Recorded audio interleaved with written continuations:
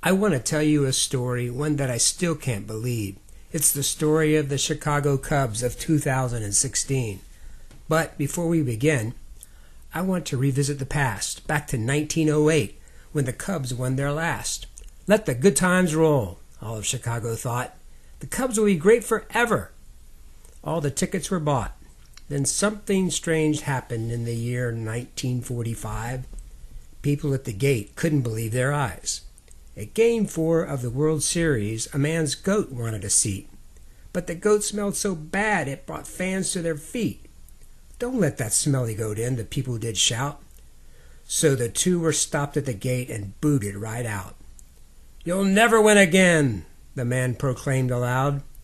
And thus the curse of the billy goat fell over the crowd. Chicago was leading that series 2-1, but darn if the Cubs didn't lose it. It was really no fun. For years, then decades, the curse seemed to hold true. As the Cubs kept losing, it was all they could do.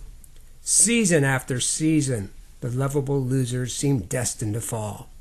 "Someday the Cubs will be in the World Series," became Harry Caray's signing-off call. That was until one bunch gave the city hope, with a new batch of players, a GM and a coach. So the fans put on their jerseys, their hats and their gloves, and headed down to the ballpark that they all know and love. Wrigley Field is the place, the home of this team, the Chicago Cubs of 2016. The season is new. The city's all here. Generations of families all ready to cheer. "Go, Cubs, go!" blasts over the speakers as the Cubs faithful quickly fill up the bleachers. A place like none other. Ivy covers the outfield wall. The Cubs take the field and the ump yells, "Play ball!" They were all ready to go, this scrappy young team, thanks to a master plan by GM Theo Epstein. The coach was Joe Madden, a real positive guy. He told his Cubs to believe in themselves and to reach for the sky. Fowler led the way. He was as fast as they come. He would steal every base. Man, he could run. Rizzo and Bryant had power and both could flash their glove.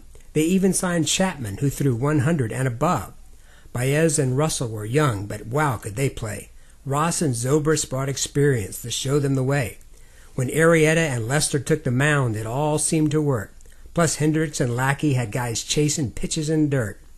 Even the team from St. Louis stood no chance at all. The Cubs reached 103 wins, the best team in baseball.